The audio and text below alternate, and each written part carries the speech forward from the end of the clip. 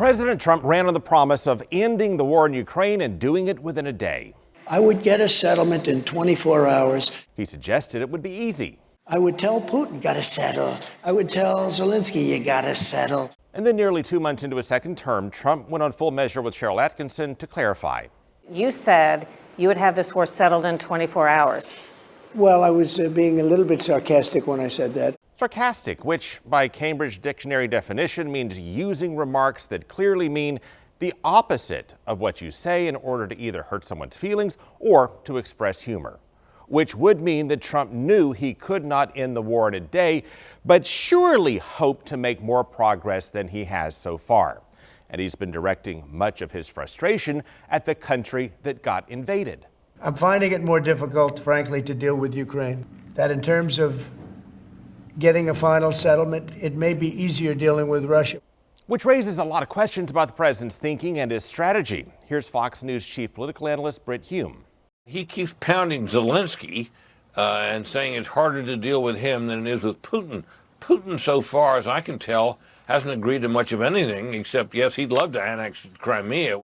To that point, Ukraine embraced a U.S. ceasefire proposal. Russia has not. Putin has refused for weeks to go to that 30-day ceasefire. That's why everyone is frustrated. And Ukraine is frustrated by the Trump administration's proposed settlement on a couple of points. First, sources say the U.S. would formally recognize Crimea as belonging to Russia after Russia invaded and seized it from Ukraine in 2014, and then after Marco Rubio co-sponsored legislation to ban the United States from recognizing Crimea as belonging to Russia.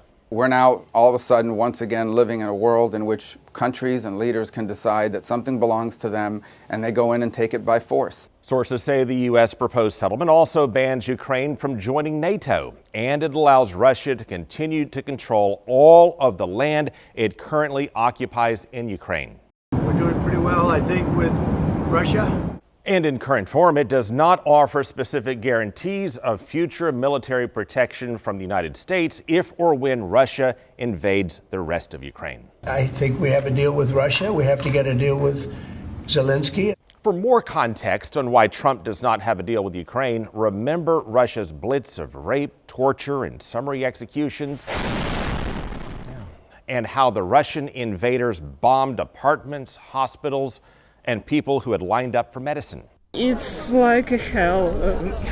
We don't know what to do. Remember how Russia helped the pro-Russia residents of Mariupol evacuate and then trapped all of the pro-Ukrainian residents in Mariupol and then shot at those who tried to escape and blew up hospitals that could treat the sick.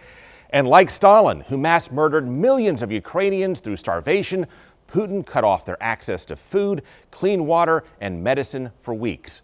And how after the civilian massacre in Bucha, intel said Russia used mobile crematoriums to dispose of the bodies and the evidence of their murders.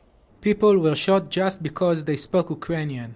And remember how Vladimir Putin called the fall of the Soviet Empire the greatest catastrophe of the 20th century, while Reagan called the Soviet Empire the focus of evil in the modern world. But if history teaches anything, it teaches that simple-minded appeasement or wishful thinking about our adversaries is folly. It means the betrayal of our past, the squandering of our freedom. Now, let's compare that to where we stand now. I have no favorites. A few weeks ago, Trump called Zelensky a dictator and refrained from describing Putin as such. And Trump wrongly accused Ukraine of starting the war. And then, of course, came their public confrontation in Washington. You don't have the cards right now. With us, you start having not cards. Playing cards. Right now, you don't. You're playing cards. Mr. President. You're playing cards. Serious. You're gambling with the lives of war. millions of people. You're gambling with World War III. Have you said thank you once this A entire lot of meeting? times. No, in this Even entire meeting, today. have you said thank Even you? today. You went to Pennsylvania and campaigned for the opposition in October. And that's all important context for current events as Russia ramped up deadly attacks on Ukraine's capital. And President Trump posted that he wasn't happy about that and called on Putin to stop. And Ukraine balked at the Trump administration's terms for ending the war. And it's time for them to either say yes or for the United States to walk away from this process. Well, President Trump is still trying. And the parties could still reach a deal, especially if the U.S. and Europe provide more specific security guarantees. That is, how and to what extent they would protect Ukraine from future Russian invasion. There's a lot of very bad blood, a lot of distrust, but I think I hope we're going to get there for the sake of a lot of young people that are dying. So while the U.S. and much of the world hope they can find peace, and there may in fact be a path down the road, history and recent events show us how it won't be easy.